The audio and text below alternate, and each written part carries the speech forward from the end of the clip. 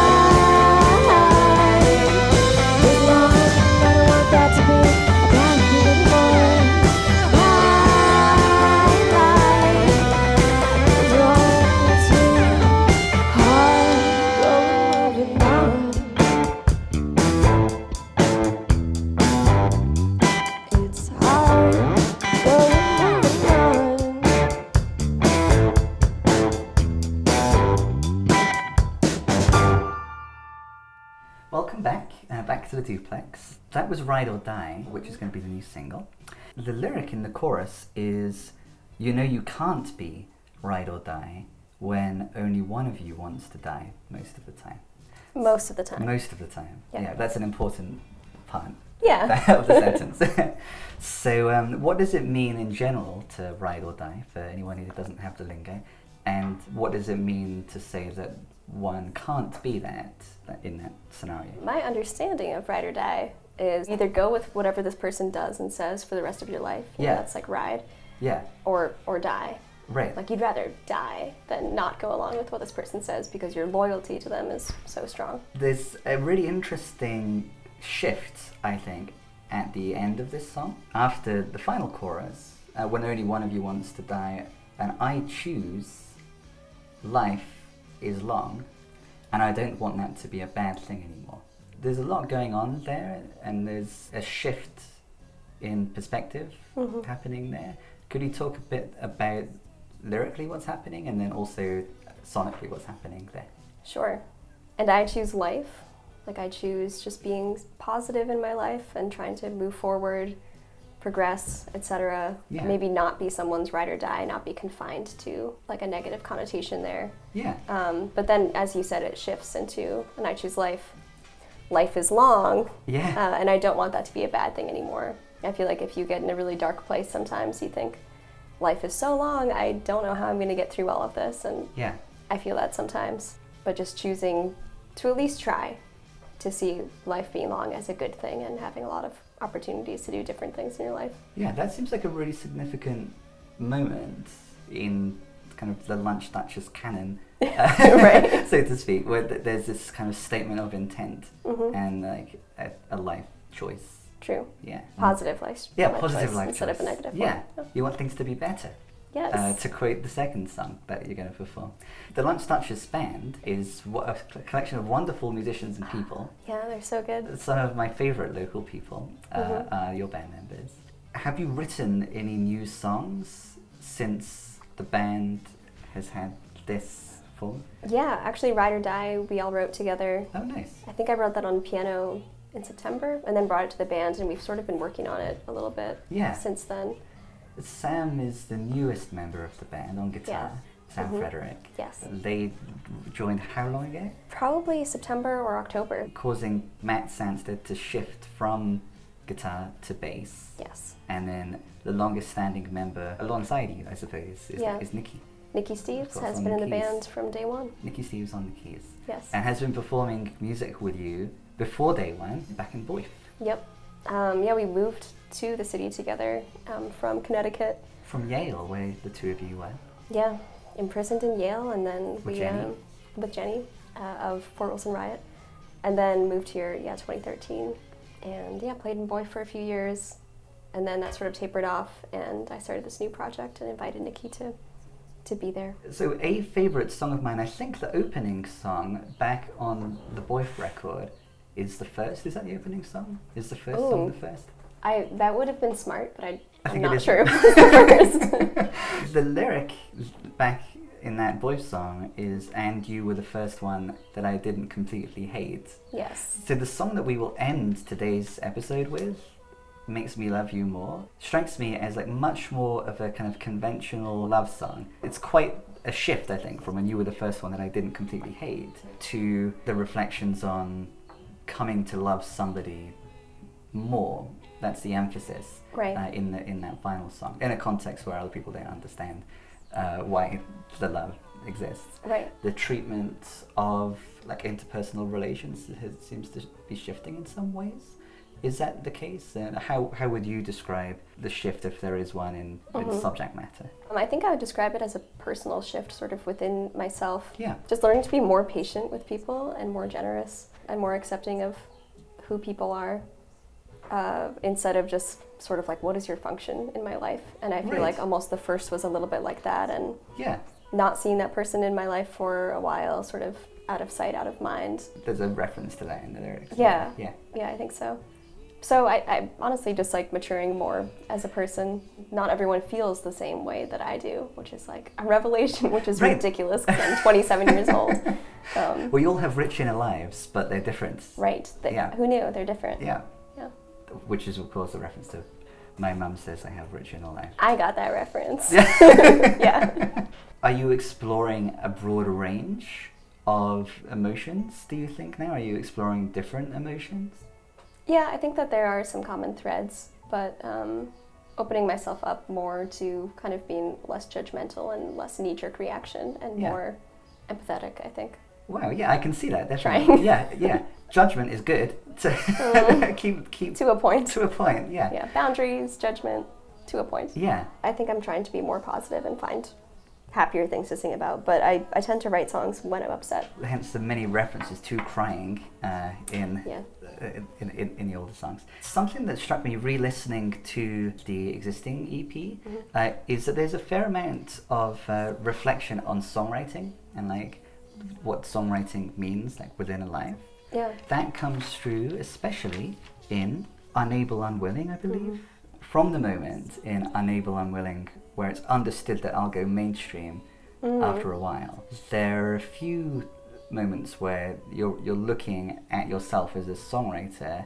Can you expand on the reflections that you had about songwriting in relation to your life in that song, and what current thoughts you have about songwriting like within your life?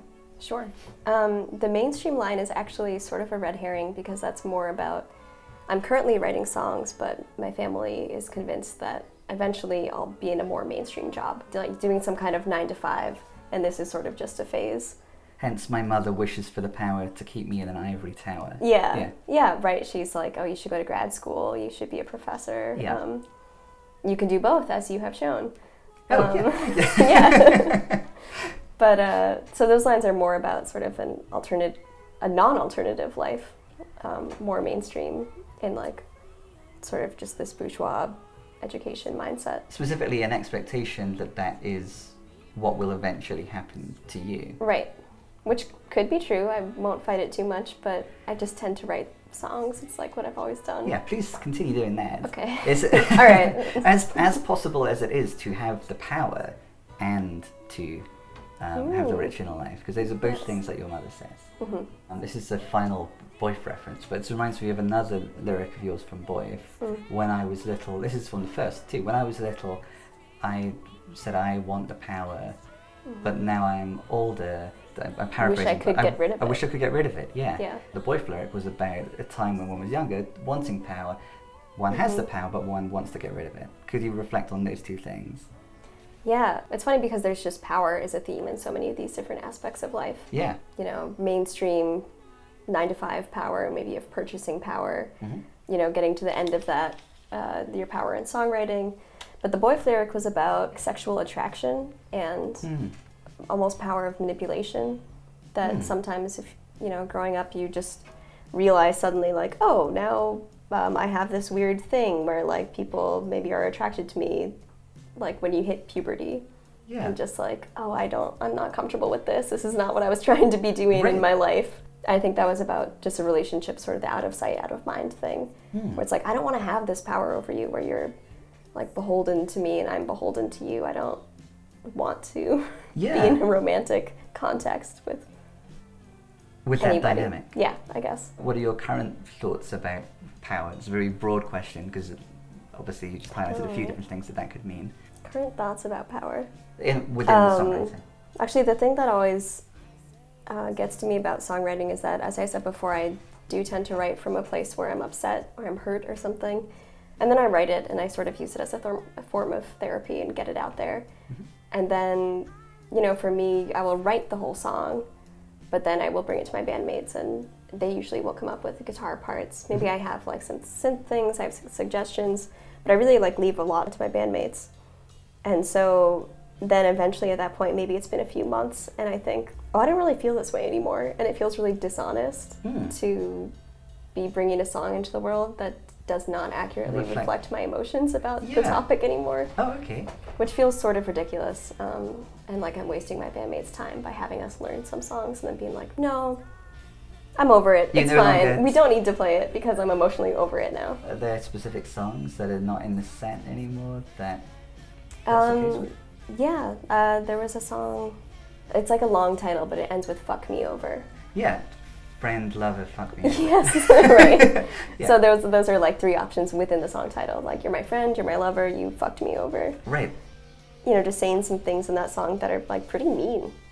And then just thinking like, I don't need to be putting this negative energy into the world directing at a certain person. Yeah, when we had our first interview, I'd seen on a set list that was just referred to as friend, and you said that makes it sound really nice. And it was really not a nice song.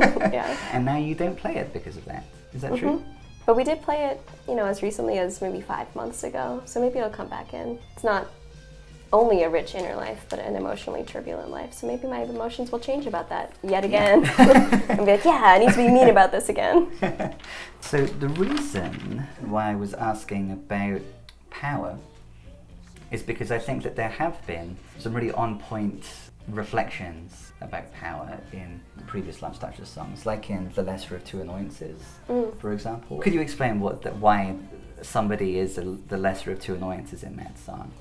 Right. So in that song, it's sort of about almost just feeling like distracted if someone has a crush on you or something like that, especially if it's someone like in your inner circle and you're not trying to be doing that. And then just saying like, okay, you know what, if you're not listening to me saying no, I'm just going to date someone so that I like feel safe. Yeah. Because then suddenly, if there's like a man that owns me, you're gonna back off. Right. Which is really depressing. So I wrote a song about that. Which has the lyric, it's depressing. Yeah. After the lyric, back in patriarchal safety, which is what we're just describing. Of course, there's a lot of truth to those kind of social observations. That's always struck me as a wonderful quality of Lunch Duchess. So I hope that the being less judgmental doesn't lead to. I'll stay. The social judgmental, critique will still be that good. Yeah, don't worry. Please. Still a bad person. It's cool. Nice. This conversation already has quite a few affinities with a conversation that I was having 2 hours ago with someone that you have recently collaborated with. This is Matthew from People. Especially in relation to the song, which we can hear at the moment, To Survive This, which you sing on. How did you get involved in this song, and what does your involvement in this song mean to you? I think he asked me to sing on it via Instagram. That's a nice part of the story. Very professional. Yeah.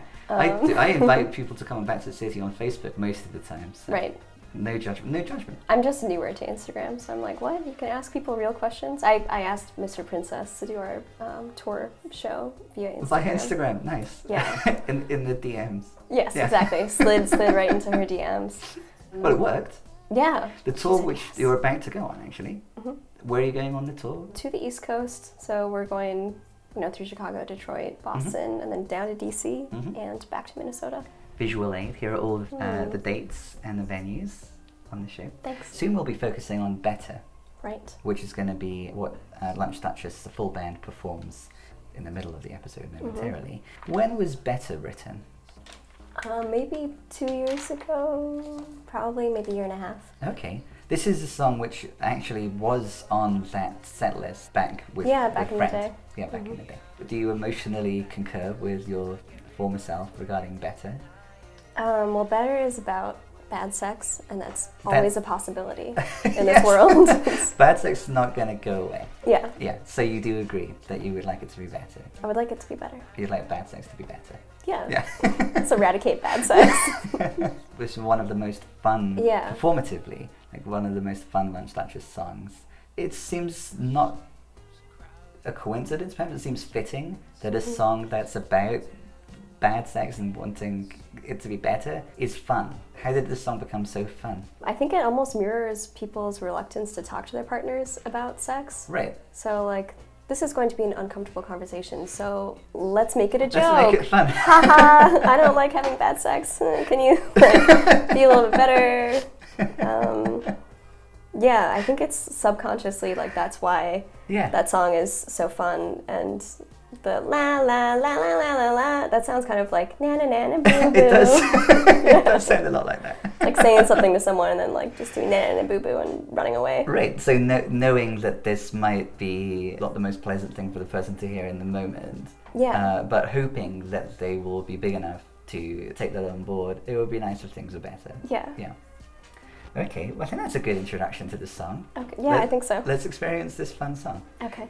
So this is Better by Lunch Duchess at the Minnehaha Recording Company. Better, want it to be better, no problems getting wetter, I want it to last. Hither, taking off my sweater, hot in this cold weather, feeling like a cat.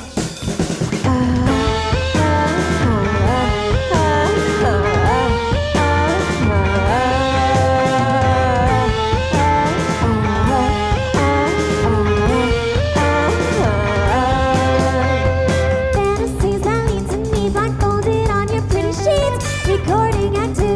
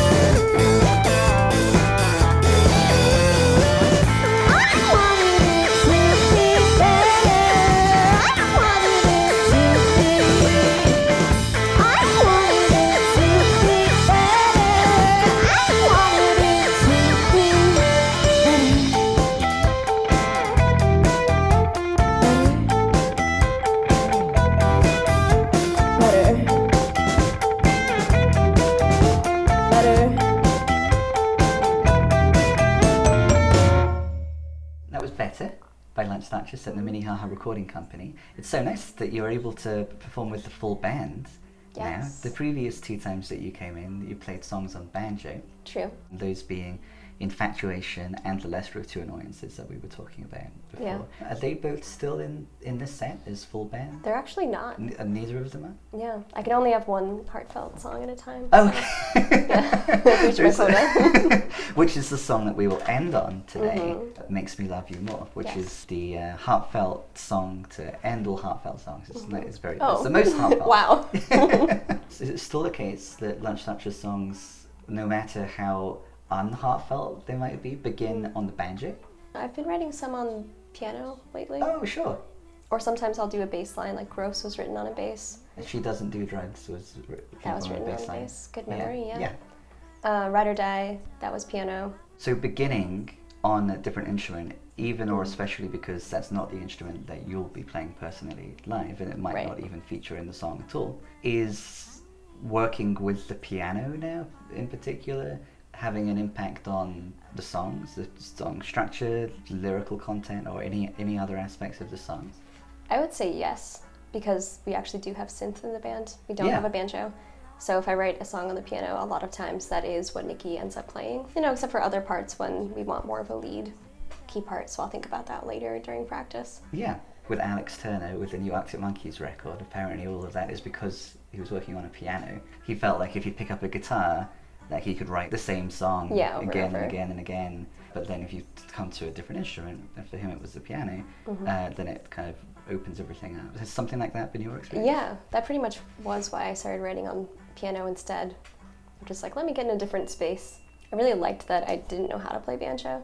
So I'd Right. kind of be like, I don't know what this chord is, but this is in the song now. Yeah. And that's my experience with all instruments besides drums, actually. Yeah. So I got to kind of recreate that on piano and took lessons for a while, but I just didn't really have the time to keep doing that. So I'm going to stay ignorant for Yeah. as long as I can, really. Yeah.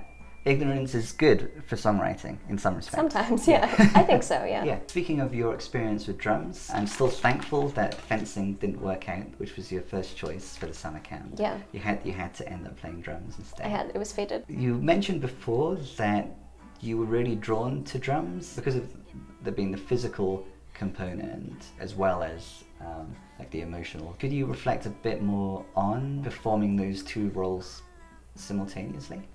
Sometimes it's a challenge. If you get kind of emotionally worked up, maybe you want to go a little faster on the drums. That is something that I watch out for a lot when I perform. I mean, sometimes it's fine. A lot of people will say they like to hear a song breathe and change through the moods. Maybe it gets a little faster, slow sound at some parts. Then yeah, the physicality of it is also a challenge. I need to take some time to breathe between songs. And I have a headset microphone too, so I'll usually move that away. Exhale all of the breath that I've been holding throughout the song. Yeah, and so it must Take some more breaths so they don't go into the microphone. be really difficult for mic control too. So normally the front person of a band, if Yeah. one is shouting, which you will do in some Yeah, such as songs, it's true. generally one would move away from the mic. But I can't get away from it. Yeah, exactly. Has that been difficult? So do you have to shout quietly or something? Or? You know what? It also depends on band members. If you're playing guitar really loudly, I'm gonna have to shout more. But yeah, I mean, it's been hard, and some sound people are not super happy about it. But pretty much in Minneapolis and St. Paul at this point, I've played a lot of the venues, so people know what to expect. And Yeah. I mean, really just amazing work at most of these places. Yeah, being able to dial it in. They want Lunch Duchess to play, and that's part of hope what so. Lunch Duchess is. So Right, shouting and whispering alternately Yeah. into a mic that's picking up a ton of drums and cymbals, especially. yeah. Yeah, they love that.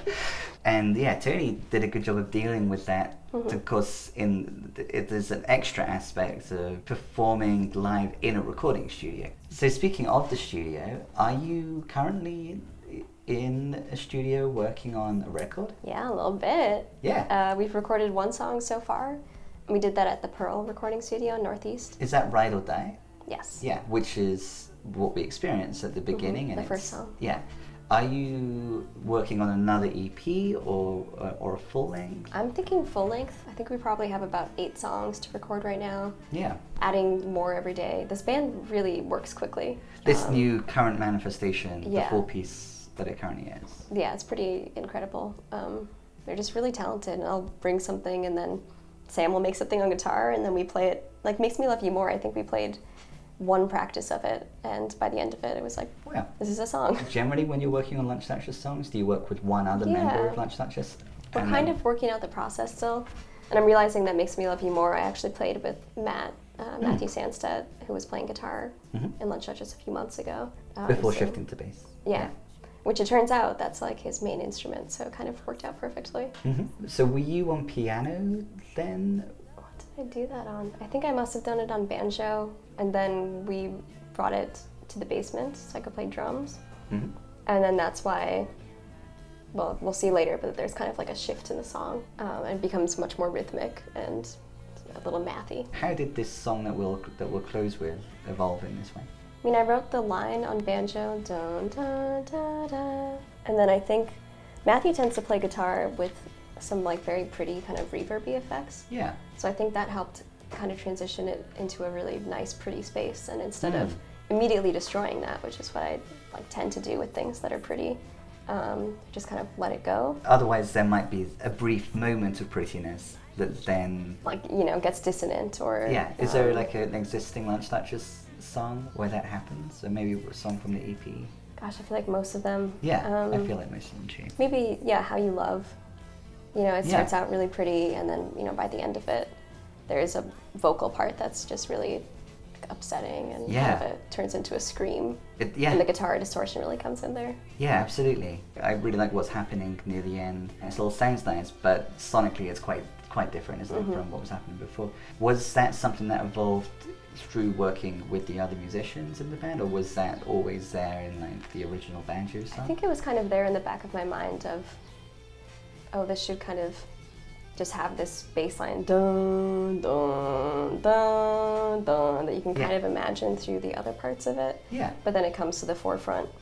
And then the other melody, the other main melody being the vocal melody, which first comes in via guitar, and then it comes in via synth, and then it comes in vocally, and it stays vocal for the rest of it. That's a really interesting feature that works especially well for this song, I think, like the unison. It's almost like other people's opinions about this romance, or the peanut gallery. They're all like saying the same thing, but it doesn't change the way that I feel. It does change the way that you feel, because it actually, in the lyric, makes you love the person more. True. Yeah. So the previous record, on the front of it, there's the mac and cheese, and then when there was a record release, there was a mac and cheese raffle. Do you have a sense of what the title or recurring themes or the focus? What's the mac and cheese of the new record? What is the mac and cheese? I think of a lot of different ideas at different times. It hasn't totally coalesced yet. The one thing that we have been doing is we had this one photo shoot of the four of us taken, you know, by like an iPhone. On a stool far away from us on a timer. And then I ended up taking all those photos and printing them like at a Walgreens, and then cutting out all of our bodies. Yeah. And I've just been making like tour posters with those. And this tour poster. Exactly. Here it is again. Yeah. And then I think, you know, that might figure into the album art. It was like so fun to be, we all sat down as a group and we're cutting those out. And yeah. I think you were saying before that you had someone else was going to do the record cover. But for the previous one. Yeah, but then you created this, and this just seemed fitting. Yeah. Well, because I realized I had the idea of it in my head, and I have a huge tendency to just believe that everyone is better at what they do than I could be at that thing. So I want to always hand things over to the experts, but then if I have a really specific idea in my head, that's a really poor way of doing that. Yeah. So I should just make it happen. You're the person to do it. Yeah. Yeah. So I'm trying to do that more in my life. I like the DIY component, the cutting stuff out remains, but the rest of the band are involved in cutting as well. That's pleasant. Great little time. Yeah. Making little comic strips of stupid situations. Yeah, the Lunch Duchess characters. Yeah. As cardboard, as like paper cutouts. Is My Body going to be on the record? Yeah. Yeah, I love My Body. Me too. That's a really fun... I love my body. Yeah. At some moments in the song, your relationship with your body is not a completely loving one. Your stupid body, it messes things up for you. All the time. The way in which that song deals with something that, you know, we all have to deal with, you know, our flesh prisons. Yeah, our flesh prisons, and if one feels anxiety and the bodily aspect of that. What's the genesis of this song? I think I really actually just had terrible allergies for a while. I was living with a dog that I was apparently allergic to. Renell's dog. Yeah, that was one dog, and then after that another dog. Vicky Seymour's Oh, dog. sure, yeah. I felt like I couldn't sing that well because I constantly had this like mucus in my Oh, body. no. Yeah, it was gross. Stupid body. And then other situations. Dumb body, rather. Yeah, That's pretty dumb. very dumb. Yeah, where your body just kind of fails you, but coming around eventually too. Yeah. When and how did you realize this is not only an annoying thing that's happening to me, but a song? I think I was just hanging out with bandmates and we started sort of just goofing around about it. It's like, Yeah. I can write this dumb song right now about my dumb body. Yeah, just for the band in the practice for fun. Yeah, just for kicks. It wasn't even an official practice. Yeah, I just wrote down some chords and then like went off and did something else. Yeah. I didn't look at it for maybe like 5 months or something. And then came back and I was like, oh, actually, I do like this idea. That is a song. It's not just fun. It's a fun song. Yeah. Yeah. Sort of a silly concept, but ended up working. But a serious thing too to like. Yeah, think like kind of about. turned serious towards the end of it. Right. It's difficult to avoid mind-body dualism when talking because it's so much a part of our culture.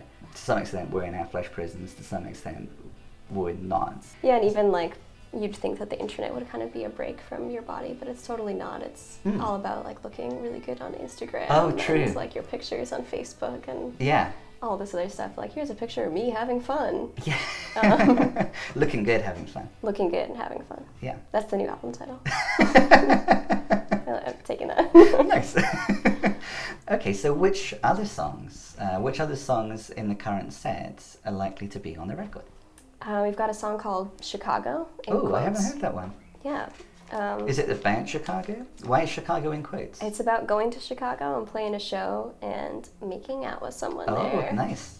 Yeah, it's just a situation you don't always expect to happen, and then you're like, nailed it. Yeah. It's made out. So Intent Oh, was yeah. between the two records. Very true. Will Intent also be on Looking Good and Having Fun? Looking good, having fun by Lunch Duchess. Maybe, we haven't even played that in the new lineup yet, which is too bad 'cause it's a pretty easy one to learn. That one, which we can hear at the moment, is actually kind of Boyf resurrected. Yes, for a it song. is. I was not sure if you were going to reveal that secret, but it is a Boyf song. That's why it's Boyf, the Boyf members. That's why it's Jenny and as Yeah. well as Nikki on the And then when we recording. recorded it, right, Is exactly. Jenny playing that guitar solo too? Who's playing? No, that that's Ali Jafar? was Ali. Yeah. Which he doesn't like to be credited for things like that because he's Oh. a very mysterious person. Modest and mysterious. So I'm sorry to out you right now, Yeah. Ali. Do you think of that as kind of having a special relation to your oeuvre? What does one pronounce that word?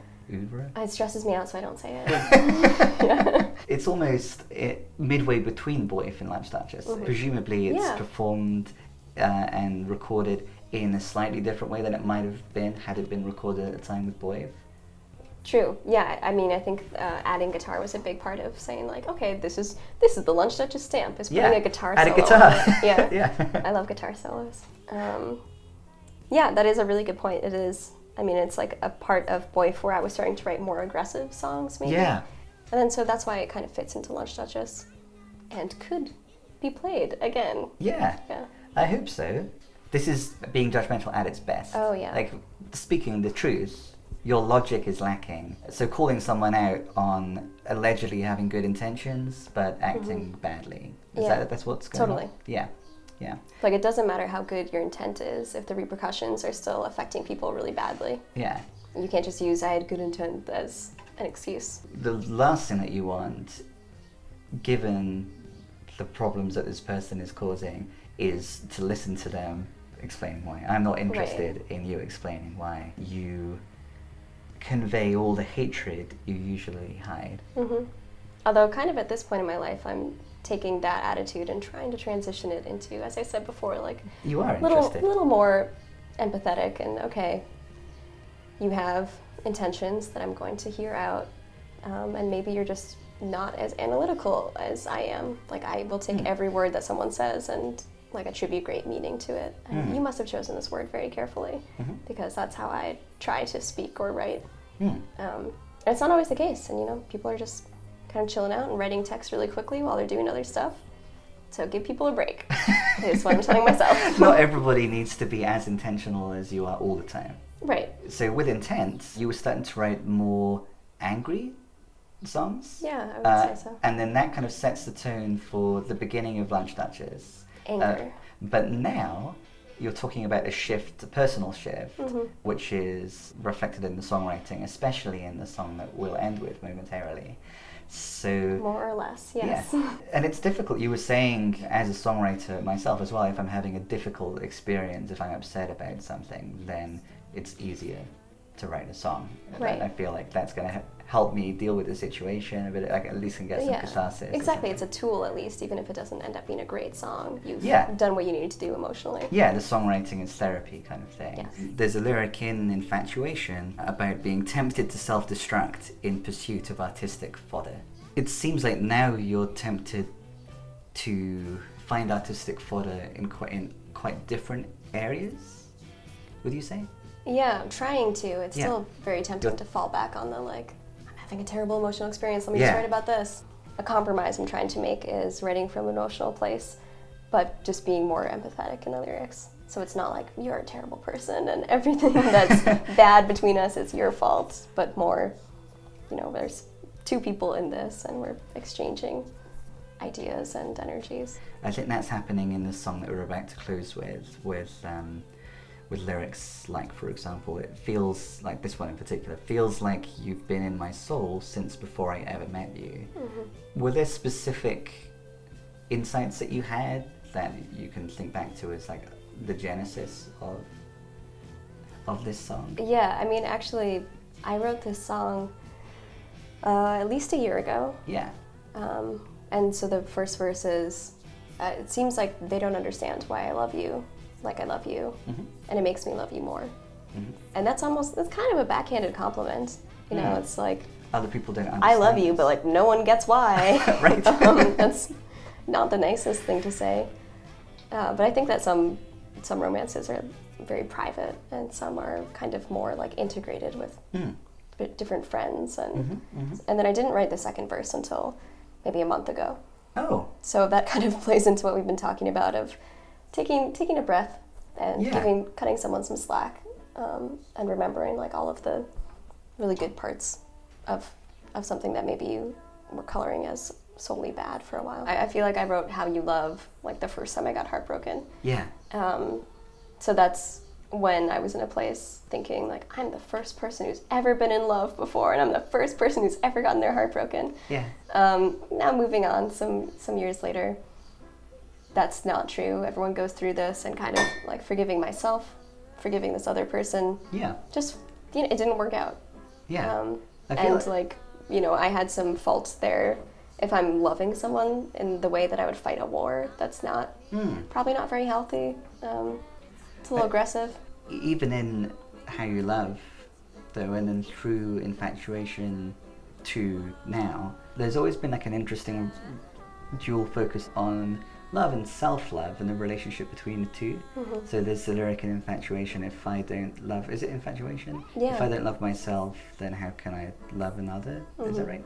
And then in Is That How You Love? Is that how you love? Is that how you love yourself? Is that? Yeah, true. And now it's coming through sonically in the multiple lines representing many other people, many other inner lives that are different from yours and that do not understand.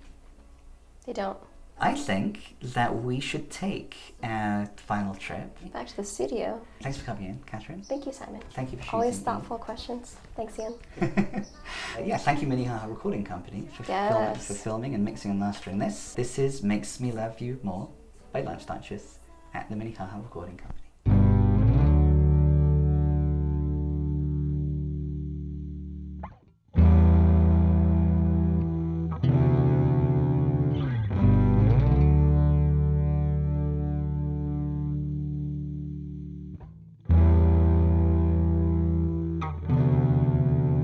I feel like this.